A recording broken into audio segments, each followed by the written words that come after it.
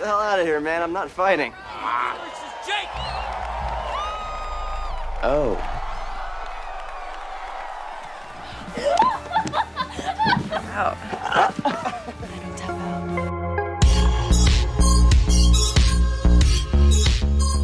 With under a minute left to play, the Knights need a big stop. The ball snaps, and DeVore charges forward, aiming for the tackle. But it's Tyler Jake, who lands a massive hit instead. The Hornets coach looks desperate, knowing his team needs an intervention. Since they can't bring down the Knights on the field, Moore tries trash talk instead, bringing up Jake's dad. That's all it takes. Jake tackles player 32 again, but this time it's personal. He slams into Moore and doesn't stop there. Anyone who gets in his way feels the impact. Chaos breaks out as players start fighting, leaving the referee powerless. By the time Jake returns to the locker room, bruises tell their own story. One teammate invites him to a party later, but Jake declines. He has to pack for the move out of state. The trouble magnet is headed to Orlando. Back home, his mom isn't impressed by the fight. Tension hangs between them until she has to leave, putting Jake in charge of his younger but fairly independent brother. Jake and Charlie start packing in the garage. Jake makes it clear he's not bothered that Charlie's budding tennis career is the reason for their move. As Charlie shifts a box, it tips over, stirring old memories. Most of their dad's things went to Goodwill, thanks to their mom, but this box slipped through. A different feeling washes over Jake as he picks it up and labels it useless junk. At his new high school, Jake keeps to himself, moving quietly across campus. Partway through his walk, he spots trouble, a guy throwing punches at another while 3 others watch. He steps in to play hero, but it backfires. The guy taking hits turns on him, landing a clean shot just to prove he still belongs in the fight. Jake stands stunned, watching the boy dive back in unfazed. The message is clear. He's not welcome here. Another chance to shine comes in class. The teacher asks a question, but the room stays silent. He turns to a pretty blonde, and Jake answers for her. After class, the girl, Baja, thanks him. They chat for a while, flirting as they learn little things about each other right up until Baja's friends show up and pull her away. Back at home, it's supposed to be a chill family dinner, but Jake's got something on his mind. When his mom asks how school's going, he hits her with some sarcasm. She fires back, playing off his tone, telling him he's been causing too much drama to stay in one place for long anyway. The guy Jake tried to help earlier is Max. At lunch, Max comes acting friendly and tells Jake his last football brawl went viral online. That catches Jake's attention. He explains the earlier fight wasn't bullying. It was agreed on, and even has a video to prove it. Max keeps pushing, painting the cool moves and perks like it's something everyone should want. But Jake isn't convinced, nor does he care. Still, Max wasn't exaggerating. Jake's reputation is on everyone's phone, and whispers follow him wherever he goes. On his way home, Baja calls out from the backseat of a car, teasing him before slipping him a piece of paper with a party address. She hopes he shows up, and Jake decides he will. The car pulls away as Jake walks on, a spring in his step. Still not talking to his mom, he ignores his family and heads straight to his room to print a city map for easier wayfinding. Dressed in a clean shirt, he arrives at a party in an impressive house, where he spots Max, and they quickly fall into pal mode, weaving through the crowd together. Max has his camcorder rolling, ready to catch the action. He snaps a moment the girls would rather skip, but he doesn't care. Moving on, Jake meets Ryan, who takes charge like the place is his own. For Ryan, a party with good drinks and bikinis isn't what makes Orlando special. He leads Jake to the balcony to show him something instead of just telling. It's fight night, and anyone can join. Both genders, all races, even exes looking to blow off steam.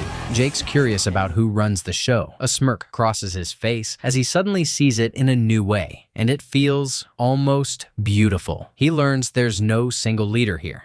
Baja arrives fashionably late, catching Jake's attention, but Ryan quickly shifts the focus elsewhere as a crowd gathers, waiting for a fight between him and Jake. Stripping off his shirt to reveal trained muscles and abs, Ryan fires up the crowd and hints that Jake owes them a show, especially after his internet-famous uppercut. Plus, he's curious if he can beat him. Tension rises, but Jake isn't interested in fighting. Not Ryan, not anyone. Still, when Jake glances at Baja, Ryan spots an opening, and with a mischievous glint, walks over to kiss her. The look in Baja's eyes says she's not part of the plan, but the stunt still gets under Jake's skin enough to make him want to leave. At the exit, a guy playing bouncer blocks his way. Ryan is determined to get that fight, and isn't above using dirty tactics. He brings up the tragic death of Jake's father, knowing Jake was in the car but wasn't drunk like his dad. Jake leaps to respond, but some guys hold him back. He's fired up and ready to go after Ryan, who's just as eager. The crowd watches, caught up in the tension, while no one notices Baja storming out. Pushing off the guys holding him, Jake closes the distance and shoves Ryan, who grins and says if they're fighting, it'll be professional with gloves on. Jake is ready. The hype man gets everyone to settle, raising his voice just enough to lay down the quick rules. Clean fight, knockout, or tap out ends it. No sooner has he called it than Jake lunges forward, wasting no time. He throws the first punch, missing once, then again, but on the third swing, he connects a clean shot to Ryan's face. Jake keeps going hard while Ryan dodges calculatively. Then, mid-swing, Ryan catches Jake's arm and twists it behind his back. That marks his switch from defense to offense. When Jake charges like a bull, Ryan holds steady, uses his weight, and flips him over, driving his opponent straight to the ground, although it's clear Jake is still resisting. Ryan lands a solid punch and steps back to bask in the moment. Jake bumps into a soda cup, flinging its contents into Ryan's face. It works as Ryan flinches, giving Jake a chance to land a clean hit. Someone calls it a cheap shot, and Ryan echoes it. He shrugs it off, gives Jake some credit that he's got cool moves, but still a long way to go. He's ready to teach, both in words and with pain. He strikes his leg low, striking Jake in the calf right where it hurts. Another kick follows, aimed at the sweet spot, and Jake barely blocks it in time. The third jab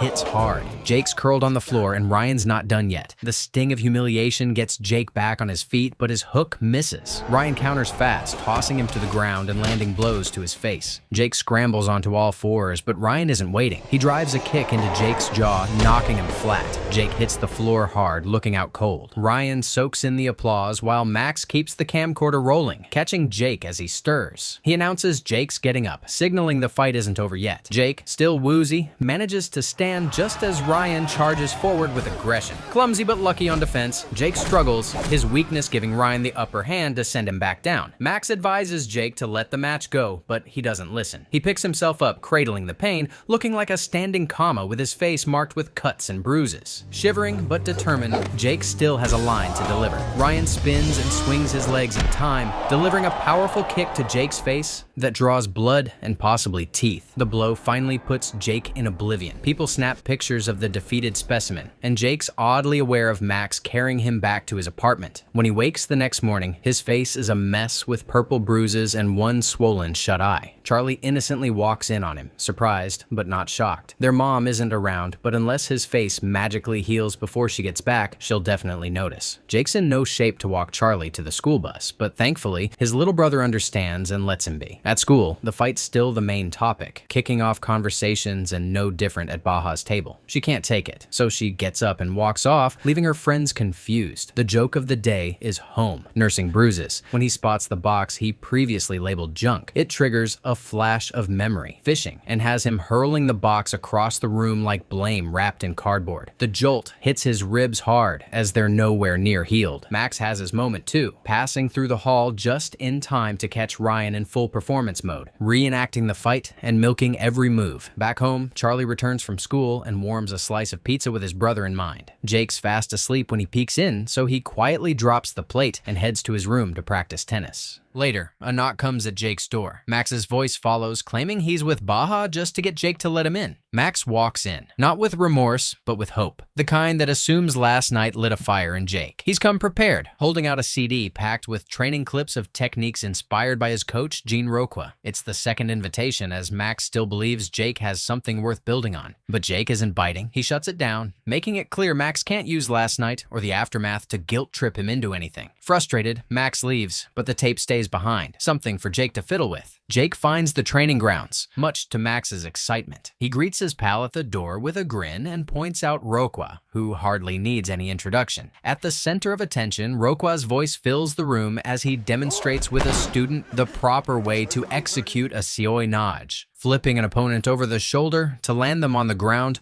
for a quick headlock. Max introduces Roqua to Jake, speaking up for his interest in taking a class. At first, Roqua spares a glance at Jake's roughed-up face and writes him off, but Jake's determination wins him a spot in the beginner's class alongside Max. Still, Jake's eyes are on the advanced techniques, insisting he's a quick learner. Rokwa just smirks and signals everyone to get in position, ready to show what the advanced class really looks like. At Rokwa's call, the students fall into Circuit 1, which is a fast-paced routine Jake has to keep up with, just like he claimed. It's 1-minute intervals, switching cardio exercises on Rokwa's command. Max calls out and stays close, guiding Jake on what comes next as the group moves through the workout. Rope climbing proves tough, as Jake slips more than once, but Rokwa's encouragement pushes him on. He barely reaches the bar before time's up, already strained. No time to rest though. Rokwa calls for pairs and 3-minute rounds next. Jake takes one look at Miles and assumes he's got this. The guy's smaller and doesn't look like much competition, but as soon as they square up, Miles shifts and flips Jake over quick and with no warning. Jake barely reacts before he's on the ground, arm locked and tight. Rokwa watches and tells him to tap. Jake holds out for a second, trying to resist, but there's nowhere to go. He taps once and it's done. In the next round, Rokwa notices Jake's solid defensive skills. His attacks still miss their mark as Miles smoothly evades, then traps Jake in a rear naked choke. Max urges Jake to surrender this time, but Jake refuses, determined to escape or lose consciousness trying. Eventually, Jake blacks out, only to find Rokwa's concerned face as he comes to. Rokwa helps him up, impressed yet cautioning that his reckless approach could have cost him. Jake insists he might have broken free if he'd stayed conscious, which only earns further respect from Rokwa. Training will resume early the next day, but Rokwa lays down a strict rule. No matter what, his students are forbidden from brawling outside the gym. If word gets out that this golden rule was broken, then the fighter is out. Class wraps up, and Max is already bubbling with excitement,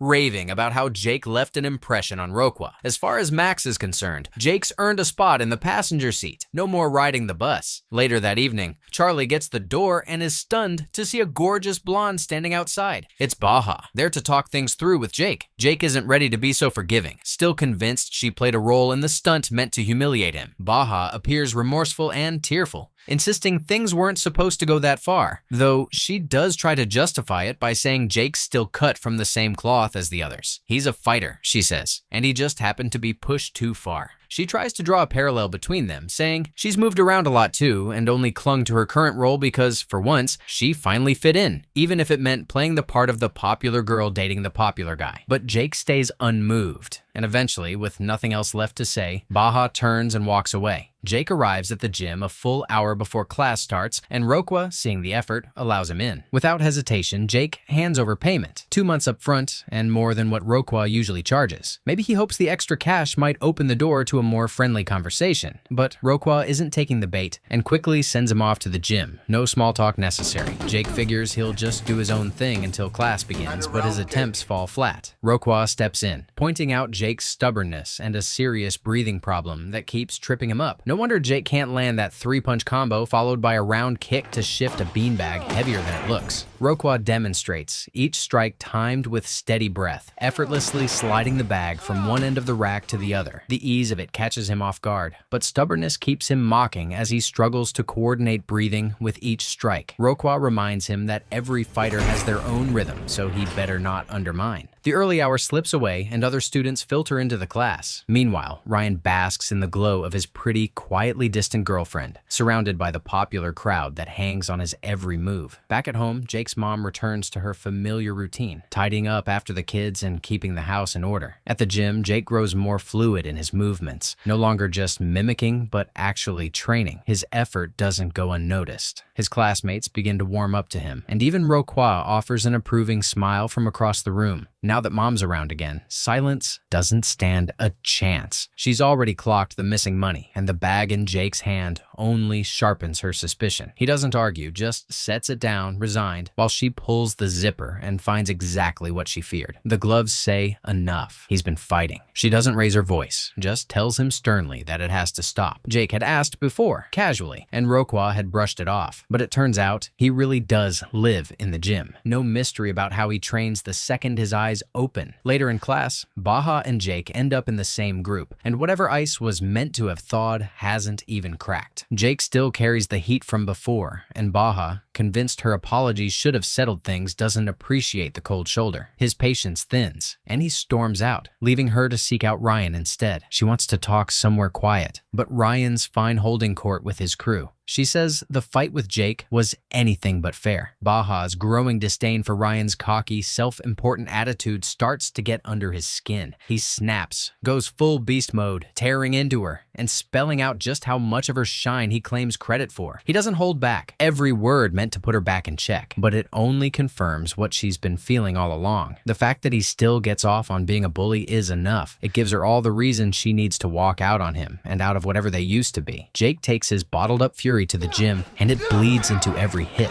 Roquan senses it immediately. The power's there, but it's all edge and no control. He steps into spar, trying to steady the rhythm, but Jake's on something else today, sharp with both his hands and his attitude. Since they can't bring down the Knights on the field, Roquan tries to reel him in, calm as storm, but when it's clear Jake isn't willing to come down, he tells him to pack it up. Jake storms off, throwing a final jab, not with fists, but his mouth. Still, Roquan keeps his cool. Max steps in, offering to trail behind and make sure Jake doesn't spiral. Jake zones out, lost in flashbacks, barely hearing Max's voice. Max halts the car in the middle of the road, trying to snap him out of it. Behind them, a horn blares. Some driver in a rush. That's all it takes. Jake unravels. He steps out, fists flying before anyone knows what's happening. Max records and others do too. It's ugly, fast, and soon all over the internet. Thousands of views and Jake right at the center. There's a lakeside party and Jake shows up, though he's not the only familiar face in the crowd. Ryan's there too, floating through with his usual smug energy, and so is Baja, though the two of them are clearly not a thing anymore. Jake draws whispers. People have seen the video, and Baja makes her way toward him, probably hoping to soften whatever's left between them. But Jake keeps his distance, his tone flat, giving her nothing. Ryan watches, reading the tension like a scoreboard. He waits, then trails Jake toward the restroom, less for a chat, more to remind him who still thinks he's in charge. Fed up and limping, Jake's ready to drag himself home, alone, but Max keeps poking, won't let it go. So Jake finally gives in and asks about Beatdown. Ryan had thrown the name around earlier, and now it's starting to stick. Max takes him back to his place and pulls it up on his computer. What Jake sees is something else entirely. Raw footage, underground hype, crowd-packed showdowns. Beatdown isn't just a fight, it's the fight. A brutal, no-frills tournament with the kind of following that makes it feel like the Super Bowl of the street circuit. Only the best get invited, and the clock's ticking. It's just a month to go, and the invites come in by text. Roquan sees the bruises and the shake in Jake's stance and doesn't say much, just throws him out. The rule was clear. Once Jake's gone, Roquan lets his own anger slip, driving a heavy fist into the bag once. At home, Charlie's black eye raises alarms. Their mom is furious. Jake's supposed to lead, not make things worse. She's tired of always fixing what breaks. Charlie confesses it was a tennis accident, but the point stands. Jake's still the example he looks up to. Jake's return to the gym is met with a slammed door. Roquan isn't ready to forgive, but Jake doesn't back down. He waits outside with Max, looking for a chance. When he sees Roquan at the grocery store, Jake opens up, blaming the anger inside him that's caused problems with his family. The gym is the only place where that anger quiets down. Roquan listens, then lets Jake back in. The training isn't easy. Roquan pushes Jake hard. Long push-ups, tough cardio, non-stop boxing, wrestling that tests his strength. What would normally take a year gets packed into a few days. Even Jake's diet changes, eating raw foods to match the training. A spark of friendship flickers between Jake and Roquan as they race along the beach, exchanging playful jabs. Jake presses Roquan to share why he's so devoted to the gym, and finally, Roquan opens up. His commitment stems from a painful past, the loss of his father's favorite son, Joseph. Though younger, Joseph outshone him in many ways and was Daddy's favorite. After Joseph was shot at a club, Roquan and his father drifted apart. Training continues, with lessons that reach beyond fighting, lessons for life. Jake takes them to heart and even shows up at Charlie's tennis game, lifting his brother's spirits. Their mom, surprised by Jake's presence, tries to mend fences, but Jake feels they're already on better ground. In the spirit of making things right, Jake finds Baja at the cafe and asks to speak. He owns up, apologizing for how he's acted and clearing her of any blame. Baja, drawn to men who can take responsibility, softens. Without another word, they lean in and share a kiss.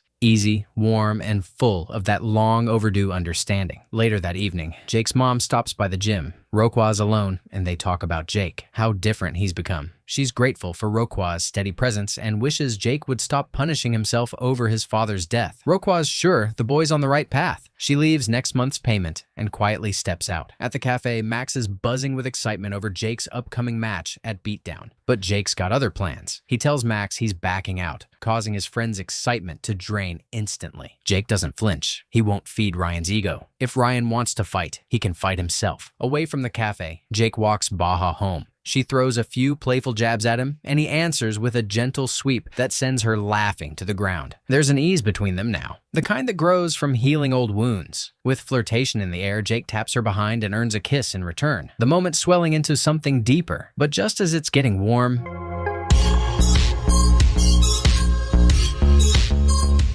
Charlie barges in with a phone pressed to his palm. It's Mom, and she's calling. The mood drops as quick as it built. Elsewhere, Ryan is lounging with his friends when a minor clash with his father sparks. The exchange is short and sharp. His dad, cut from the same arrogant cloth, asserts dominance without raising his voice. His friends watch, stunned, then news breaks. Jake's out of the fight. Ryan's blood boils. He isn't done yet, not by a long shot. That same night, Ryan pulls up outside the gym, needing to hear the news for himself. Jake's not around, but Max is, and he confirms it. Ryan nods, already plotting, and invites Max over to hang out. Max, assuming it's peace, agrees. He couldn't be more wrong. The night ends with Max bloodied and slumped on the floor, Ryan towering over him. There's no reason or warning, just a calculated beatdown. Even his friends hesitate, unsure what line Ryan's just crossed. Later, Jake hears a knock and opens the door to see a car speeding off. On the ground is Max, who is barely conscious. Jake's fury is instant, and Baja pleads with him not to take the bait, but Jake's not hearing any of it. As he storms out, Roqua intercepts him. Jake's burning to go, but Roqua lays it flat. Break the rule again, and he's done. This stops Jake in his tracks. Their talk turns honest with Roqua, finally admitting if he could go back, he'd change everything about what happened to his brother. That admission softens the edge. He doesn't stop Jake, but leaves him with one truth. He has to control the outcome. Jake rushes home, bags his gear, and crosses paths with his mom. She doesn't try to stop him either, as it's his fight to finish. Jake arrives at the beatdown venue, adrenaline pumping, ready to make a statement. The event kicks off with a knockout in the opening match, and the crowd is buzzing. As Jake steps into the ring, he's met with boos, while Ryan enters to deafening cheers. But plans shift. The announcer corrects a scheduling error. Jake and Ryan won't face off immediately. It's now a tournament, and each fighter has to earn their way. The matches begin. Ryan cruises through his opponents with calculated aggression, while Jake holds his own with calm precision. Things stay smooth until the quarterfinals, when Jake takes a vicious kick to the ribs. Ryan sees it and files the weakness away. Backstage, Jake's hurting, clutching his side and needing more than ice. Baja finds him and lifts his spirits with a few quiet words and a kiss that does more than painkillers ever could.